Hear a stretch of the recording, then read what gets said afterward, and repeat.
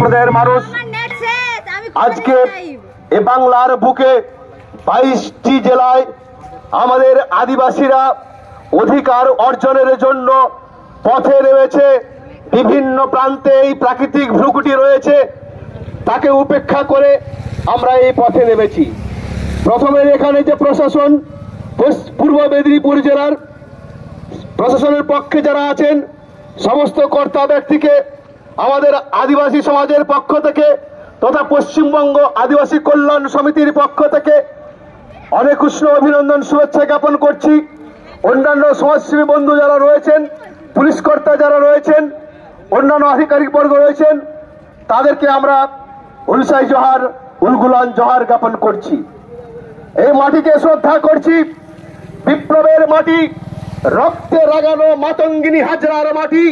সেই মাতঙ্গিনী মাতৃস্বরূপ নারীর প্রতি, মাতৃজাতির প্রতি এবং তাকেও শ্রদ্ধা নিবেদন করছে পশ্চিমবঙ্গ আদিবাসী কল্যাণ সমিতি। আমরা সবাইকে শ্রদ্ধা নিবেদন করছি। তারপর আমরা আমাদের বক্তব্যগুলোকে উপস্থাপন করতে চাই। কেবলমাত্র আমাদের নিজেদের কথাগুলোকে নিয়ে আমরা কারোর সঙ্গে শেয়ার করতে চাই না, তবুও জানান দিতে চাই আমাদের অধিকার হরণ করা হচ্ছে, আমাদের জাতি তকমাকে নস্যাৎ করা হচ্ছে। আপনারা যদি সবাই সুবুদ্ধি সম্পন্ন বুদ্ধিদীপ্ত মানুষ একটু ইতিহাসের পৃষ্ঠা ঘেটে দেখেন, এই আদিবাসীর সৃষ্টি কিন্তু হঠাৎ করে হয়ে যায়নি। ইতিহাসের বলেই গবেষণা লব্ধর কথার মধ্য দিয়েই প্রায় 27 লক্ষ বছর আগে এই আদিম জাতিটি তৈরি হয়েছিল আফ্রিকার অঞ্চলে। সেখান থেকে ল্যান্ডস্লাইড হতে হতে, উত্থান পতন হতে হতে, এই বিভাজন হতে হতে কোথাও জলভাগ কোথাও স্থলভাগ তৈরির মধ্য দিয়ে আমাদের ওই আফ্রিকার বনবাসী আদিবাসী মানুষ আজকে তারা অস্তিত্ব বহন করছে বিভিন্ন প্রান্তে। শুধু এই নিমতৌড়ি পূর্ব মেদিনীপুর নয়, বাংলা নয়, ভারতবর্ষ নয়, বিশ্ব আঙিনায় যেখানে ভূখণ্ড রয়েছে, যেখানে ভূখণ্ড উন্নততর হয়েছে, সেখানেই দেখতে পাবেন আদিবাসীদের হাত রয়েছে। সেই আদিবাসীদের কালো হাত ছাড়া এই বাংলা কেন বিশ্ব সভ্যতার উন্নয়ন ঘটানো যায় না। আমরা এই জায়গায় দাঁড়িয়েই আমাদের আদিবাসী আন্দোলনের পূর্বসূরির মানুষ তাদের শ্রদ্ধা জ্ঞাপন করব। শ্রদ্ধা জ্ঞাপন করে সিধু কানু, বিরসা মুন্ডা, তিলকা মাঝি, ফুলো ঝানু, পটোহ, প্রতাপ সিং, গঙ্গা নারায়ণ সিং, শুভ্লা সিং। ইতিহাসের চর্চায় আমাদের আন্দোলনকে অনেক সময় বলা হয়েছে ইংরেজদের খেতাব দিয়ে দেওয়া হয়েছিল চুয়ার বিদ্রোহ। সেই চুয়ার নাগরিকরা আজকে আপনাদের বাংলার বুকে বিভিন্ন ডিএম অফিসের সামনে বুক চিতিয়ে দাঁড়িয়ে আছে স্বমহিমায়। এই প্রত্যেকটা আদিবাসী জাতির নিজস্ব সংস্কৃতি আছে, নিজস্ব ভাষা আছে, নিজস্ব পোশাক আছে, নিজস্ব ঘরানা আছে, নিজস্ব রীতিনীতি আছে। সেইগুলোকেই জানান দিতে চাই বারবার। সিলেবাসের ইতিহাস তাকে স্মরণ করে না, তাই জন্যই তো ইতিহাসে লেখা হয় না আদিবাসীদের আন্দোলনের কথা, আদিবাসীদের জীবন জীবিকার কথা লেখা হয় না। আদিবাসীদের নস্যাৎ করা হয়, সেগুলো ফুল্গু ধারার মতো সমস্ত ধুয়ে গিয়ে সাগরের জলে মিশে যায়। আমরা যারা আদিবাসী কল্যাণ সমিতির মানুষ, আমরা যারা আদিবাসী মানুষ, যারা মোটামুটি শিক্ষার জায়গায় একটু পৌঁছেছি, আমরা তিল তিল করে চেষ্টা করছি আমাদের পূর্ব প্রজন্মের মানুষেরা কোথায় কোথায় কেমন ভাবে দিন কাটিয়েছেন, আজ কোথায় তারা উপনীত হয়েছেন। আজ থেকে যদি 40-50 বছর আগে এই এলাকায় আসা হতো, আমি নিশ্চিত ভাবে বলতে পারি পশ্চিমাঞ্চল থেকে উঠে আসা বিভিন্ন মা বোনেরা, আমাদের পূর্বপুরুষেরা আমাদের মতো সন্তানগুলোকে কাঁধে পিঠে করে পুটলি নিয়ে সেই কাজের তাগিদেই আসতে হয়েছিল নামাল খাটার মতোই। তখন কিন্তু এই হলদিয়ার বুকে এই পূর্ব মেদিনীপুর জেলা সংস্কৃতিতে পৌঁছয়নি, সভ্যতাতে পৌঁছয়নি। কেবলমাত্র সিন্ধু সভ্যতা, মেরগড় সভ্যতার মানুষ, আদিম সভ্যতার মানুষ এটাকে জাগিয়ে তুলেছিল বলেই আজকে এই জায়গাটা তৈরি হয়েছে। আমি এসে কয়েকজন সাথীদের সঙ্গে কথা বললাম, তারা কেন এসেছে এখানে।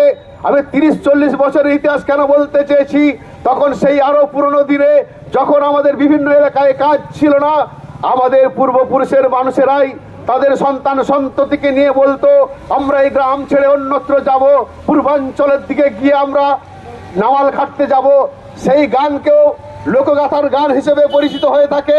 সেই গান আমাদের হৃদয়কে স্পর্শ করে। সেই গান মনে পড়ে যখন আসামের চা বাগানে নিয়ে যায় আমাদের মুন্ডা লোকেদের, আদিবাসী লোকেদের, তারা এখনো মানুষ নয়, কৃতদাসের মতো জীবন যাপন করছে।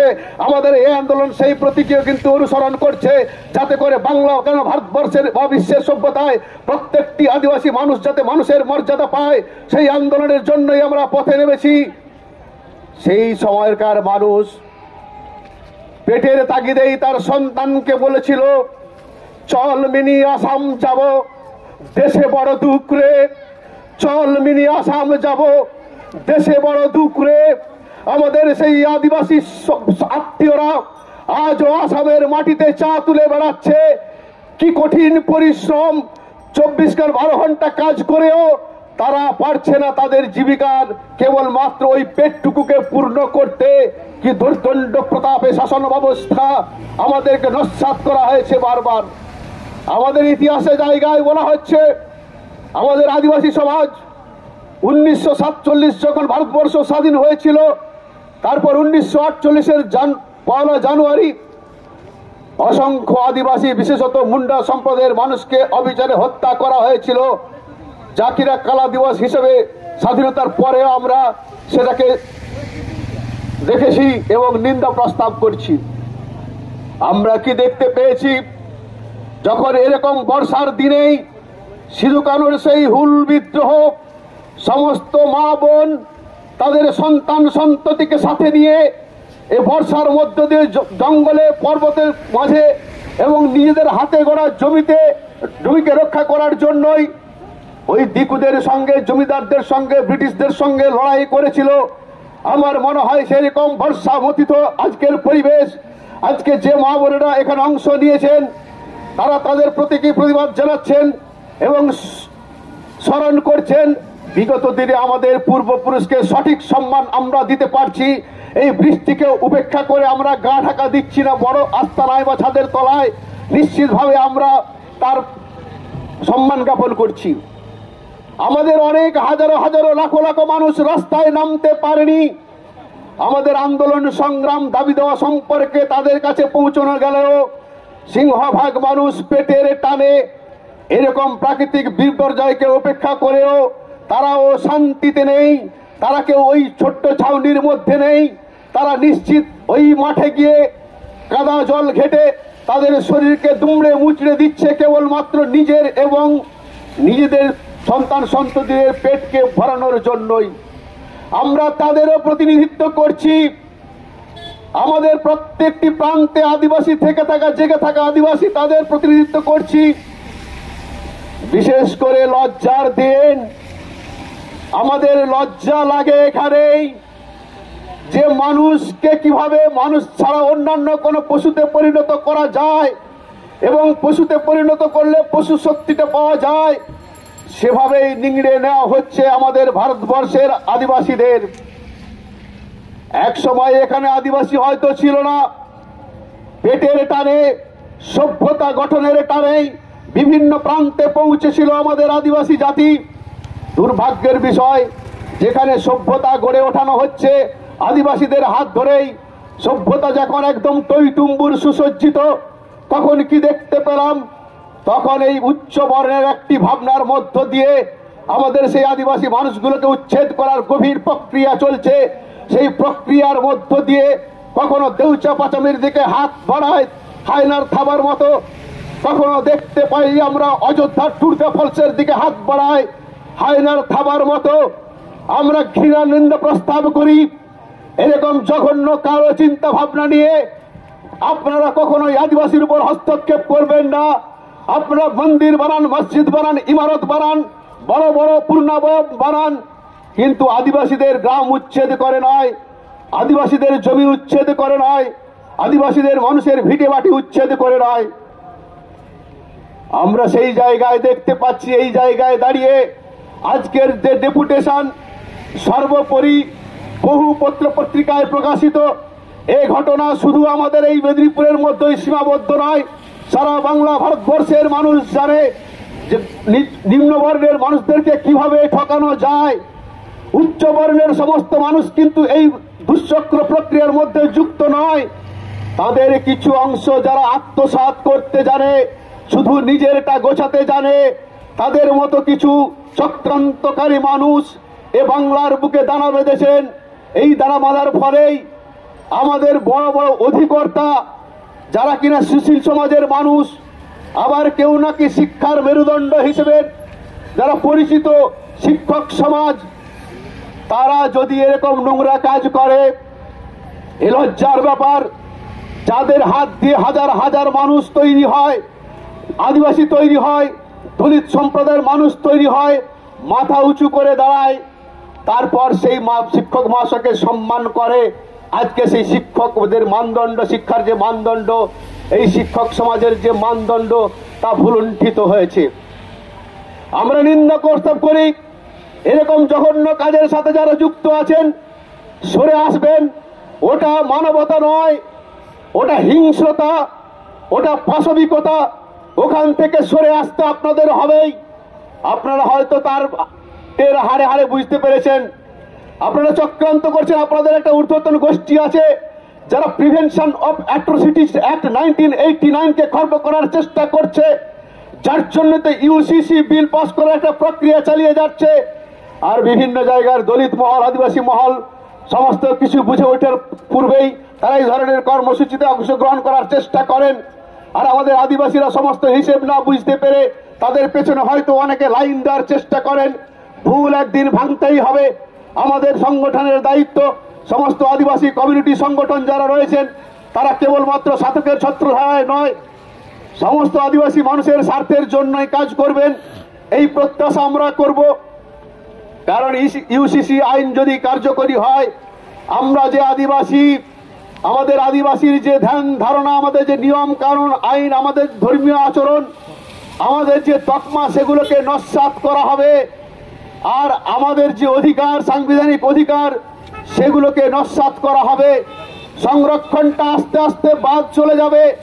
উচ্চমহল নিশ্চিতভাবে তৈরি করেছেন কিছুটা ভারতবর্ষের বুকে থেকে থাকা শাসনযন্ত্র, রাষ্ট্রায়ত্ত ব্যবস্থা, সেগুলোকে আস্তে আস্তে করে প্রাইভেট জায়গায়, প্রাইভেট সেক্টরে নিয়ে যাওয়ার চেষ্টা করছে এবং করেছেন।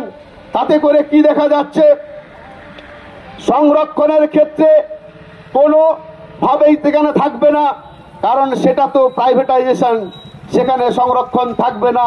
আমরা সংরক্ষণের সেই সার্টিফিকেট নিয়ে ঘুরে বেড়াবো, কিন্তু সংরক্ষণ থাকবে না। আর সরকারি ক্ষেত্র যেগুলো রয়েছে, সেগুলো এই কয়েক বছরে দেখতে পাচ্ছি দারুণ সংরক্ষণ চলছে।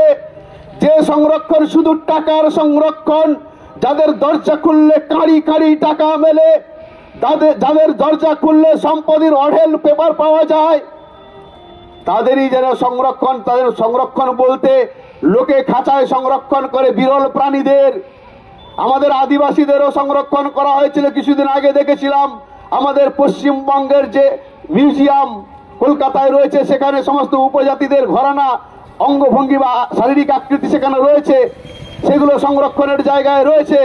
কিন্তু আমাদেরকে আর সংরক্ষণের জায়গায় রাখা হচ্ছে না, সম্পদ সংরক্ষণ করা হচ্ছে। আদিবাসীকে হটিয়ে আদিবাসীদের সম্পদগুলোকে সংরক্ষণ করছে, কোনো সরকারি ভাবে নয়, ব্যক্তিগত পরিমণ্ডলে নিয়ে আসার একটা গভীর প্রচেষ্টা চলছে। যার জন্যই এই এলাকার এমন সংরক্ষণের হিড়িক পড়ে গেল। একজন জেনারেল মানুষ তার সন্তানকে প্রথমেই করে দিল এসসি সংরক্ষণে, এসসি হয়ে গেল। কি দারুণ ব্যাপার। পরবর্তী সময়ে আরো সংরক্ষণ চাই, সংরক্ষণের শেষ সিঁড়ি অব্দি পৌঁছতে হবে ওই জেনারেল মানুষগুলোকে। এরকম কতিপয় মানুষ আছে যারা জেনারেল মানুষের লজ্জার পাত্র হয়ে আছে, তারা এসটি করে নিল রাতারাতি, সংরক্ষণের শিখরে পৌঁছে গেল। দুর্বোধ্য পরিকল্পনা। আমরা শুধু এই মেদিনীপুর জেলা নয়, সারা বাংলা ব্যাপী ধিক্কার জানাচ্ছি এরকম ধরনের গভীর চক্রান্তকারী সাদা মানুষের দলকে।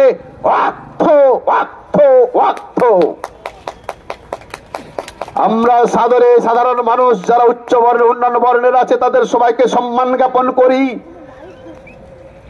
যারা সমস্ত মানুষকে নিয়ে সঙ্গে চলার যে প্রতিবিধান মানেন, যারা মানবতাকে মানেন, যারা বিদ্যাসাগরের কথা ভাবেন, যারা শরৎচন্দ্রের কথা ভাবেন, সেই মহামানবদের কথা মেনে যারা চলেন, সেই সমস্ত সাধারণ মানুষকে আমাদের আদিবাসী মহলের পক্ষ থেকে অনেক অনেক পূর্ণিশ ধন্যবাদ জানাই। তাদের সহযোগিতায়, আমাদের সহযোগিতায় এই ভারতবর্ষকে উন্নত করা গেছে। এককভাবে শুধু আদিবাসী তৈরি করতে পারতো না, কারণ আদিবাসী যেটুকু করেছে, ওই মেহেরগড় সভ্যতা ওই 65 বছর, 1000 বছর আগে থেকে তৈরি করেছে। কিন্তু দুর্ভাগ্যের বিষয়, আদিবাসীদের সভ্যতা সিন্ধু সভ্যতা। আপনারা গুলিয়ে ফেলবেন, ইতিহাস চর্চা করবেন যে সিন্ধু সভ্যতা অন্যদের, কিন্তু আদিবাসী যারা আছেন তারা জানেন ওই যে মেহেরগড় সভ্যতা, ওই যে মহেঞ্জোদারো সভ্যতা। মহেঞ্জোদারো সভ্যতায় বলা হয়েছে, যারা প্রকৃত আদিবাসী ভাষাটা জানেন, মহেঞ্জোদারো ইংরেজরা বলেছেন, আর আমাদের পূর্বপুরুষরা বলেছেন আরো আগে মারাং জোজো দারু, অর্থাৎ সেই সিন্ধু নদীর তীরে বড় বড় ফলের গাছ দেখে আমাদের আদিবাসী ভাষাতেই বলেছে মারাং জোজো দারু। আর 200 বছর আগে আসা ইংরেজরা সেটাকে ঠিক মতো উচ্চারণ করতে না পেরে বলছে মহেঞ্জোদারো। এটা আমাদের আদিবাসীদের দেশ, আদিবাসীদের সভ্যতার কথা, আদিবাসীদের ভাবনায় সেখানে প্রথিত আছে। আবার এই বাংলার বুকে যখন আসছে, তখন আমাদের আদিবাসী মানুষের পূর্বপুরুষরাই বলে উঠেছে বোগা দিসুম, বোগা দিসুম। আর এই জেনারেল মানুষরা সেটাকে তৈরি করেছে বাংলাদেশ, বাংলাদেশ। তারপর বিভাজন করেছে বলে পশ্চিম বাংলা আর পূর্ব বাংলা, পরে বলা হচ্ছে পশ্চিমবঙ্গ, পূর্ববঙ্গ।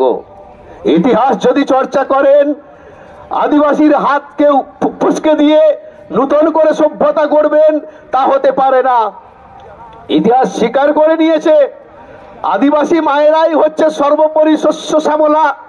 আমাদের পুরুষ প্রজাতি বনে, পাহাড়ে, জঙ্গলে, গিরিকন্দরে ঘুরে বেরিয়েছে বারংবার, শুধু ফলের সন্ধানে, শিকারের সন্ধানে, মূল শেকড়ের সন্ধানে, খাওয়ার জন্য আবার ফিরে এসেছে। মায়েরা জেগে আছে নদী গর্ভের পাশে, দেখতে পেয়েছে একটি শস্য দানা থেকে হাজার শস্য তৈরি হয়েছে। আর আদিবাসী মায়েরাই কিন্তু প্রথম সৃজনী, প্রথম এই শস্য শ্যামলা ভারতবর্ষকে উপহার দিয়েছেন।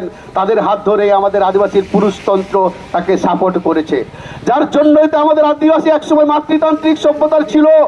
আমাদের মাতৃজাতি এখনো কোনো জায়গায় আছে, বিয়ে হলে আদিবাসী মহিলাদের বাড়ি যেতে হয় পুরুষকে। আর আমরা সেই জন্যই তো মাতৃজাতিকে প্রাধান্য দেওয়ার জন্যই মায়েদেরকে পুজোর মণ্ডপে আমাদের প্রধান ভূমিকা দেওয়া হয়, মায়েদেরকে পুজোর জায়গা থেকে সরিয়ে দেওয়া হয় না, যা অন্য কোনো ধর্মের মধ্যে এটা প্রচারিত হয়নি। কেবলমাত্র পুরোহিতরাই পুজো করবে। দুর্ভাগ্যের বিষয়, পুরোহিতদের কথা বলি, সংরক্ষণের জায়গায় যদি দেখা যায়, সিংহভাগ মানুষ আমাদের আদিবাসী দলিত সম্প্রদায় প্রায় 85কে কভার করে গেছে। উচ্চ বর্ণের মানুষ, অর্থাৎ